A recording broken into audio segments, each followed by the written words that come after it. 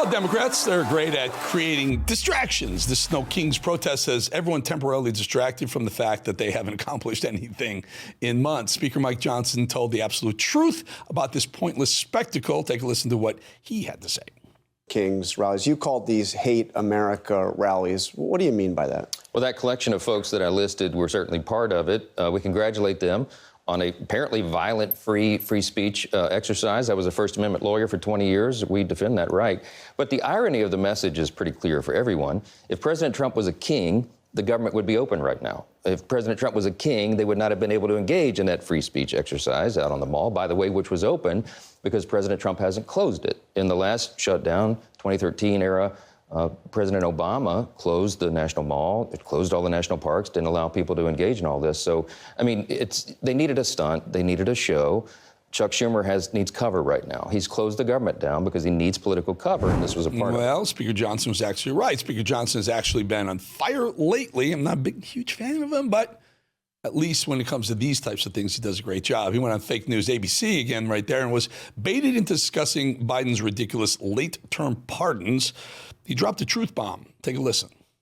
President, in issuing the pardon, or it's clemency, I'm sorry, the clemency, he said at least Santos had the courage, conviction, and intelligence to always vote Republican. I looked through this. There have now, I think we have a list of them, 10 former Republican members of Congress who the president has either pardoned or issued clemency for.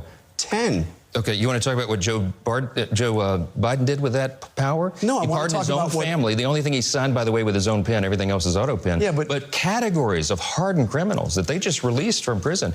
At least President Trump is fully transparent. He goes out and explains his rationale. Is it okay for him to say that essentially I'm pardoning somebody because they always had the courage? That's not the reason he pardoned. Conviction and intelligence to always vote Republican. That's one snippet of what he said among many things about George Santos. But should that be a factor in pardoning somebody that they vote Republican? I don't think it was. Clemency? No, I don't think it was. I just think he's talking about this individual and his past, and at least he's open and transparent about it. Joe Biden never told us anything, and frankly, we're not even sure he knew who he was pardoning. I mean, Joe Biden pardoned like 8,000 people. He had no idea who was, probably didn't pardon anyone. He probably had no idea who other people were selling pardons to. I have no clue about that. Everyone on the left is making this protest seem like the greatest success of all time. According to CNN, the crowds were thin by 2:30 in the afternoon. Listen to this report.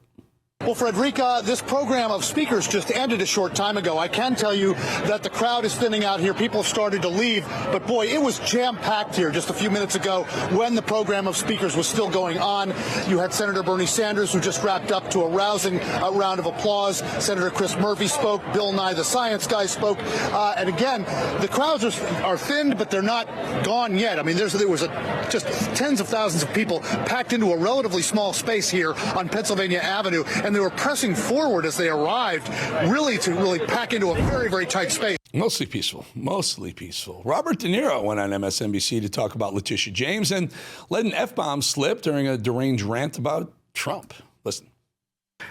I like what Letitia James is doing. She's fighting back. She's saying, F you. I'm sorry. This is where we are. She's saying, this is it. I will not be taken down by this person. I am not afraid of him. God bless. De Niro, potty mouth De Niro. De Niro went on later blaming the media for Trump's success. He claimed on MSNBC that Trump is doing so well because the media can't tell the truth. Let's listen. Trying to signal to the people they reach, and I'm certainly not reaching those people on this program, but maybe through little sound bites and this and that, and the internet and so on. They're trying they're used to seeing Trump do his stuff, and they talk and they listen, and that's the truth to them because they don't listen to anything else except somewhere way out in the Midwest, somewhere out in the out west, in certain places, the rural places. That's the truth. Because he gets the airtime, and I think that we need more airtime, just more push against, and not. I wish that you can't do this in some ways, but that the news media could find ways to kind of ignore or tamp down nonsense from Trump. It's just total nonsense. But those people out there listen to it and assume if it can be on the air and it's out there, it's the truth. Mr. De Niro, were you watching the last 4 years under Joe Biden, how much they lied about his lack of ability to even understand where he was. The media lies. The media lied for Biden for 4 years. You're out of your mind. Mayorkas saying that the border is secure. Crazy. I'd like to go back to Letitia James for a minute. Chris Christie went on ABC and did his best to cover for Letitia. He smeared the Department of Justice and basically tried to absolve Letitia James of all responsibility. Take a listen to one left-wing airhead trying to defend another. First off, let's just talk about the Letitia James prosecution specifically, and I'll get to the broader point. We're talking about even if you agree that she's guilty of something, which I think we have a long way to go on that, we're talking about a total loss of $1,800. $18,000. No, George, because that's $18,000 over the life of the loan. No.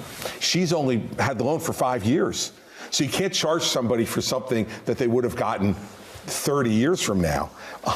If she sold the house, she wouldn't get the entire benefit of the lower mortgage rate. Here's the difference between Trump 2 and Trump 1, and I'll say it more directly than Sarah did.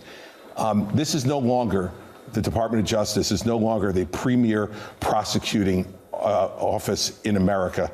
What it is now is a capo regime who goes out and executes hits when directed by the Don to do so. That's what it is. The season of retribution is in full throttle. Now do Joe Biden's Department of Justice, and now do New York Attorney General, and now do Southern District of New York. Shall we do that, Chris Christie? You're a federal prosecutor. You know the drill. It's all BS. Trump's doing exactly to them what they did to him.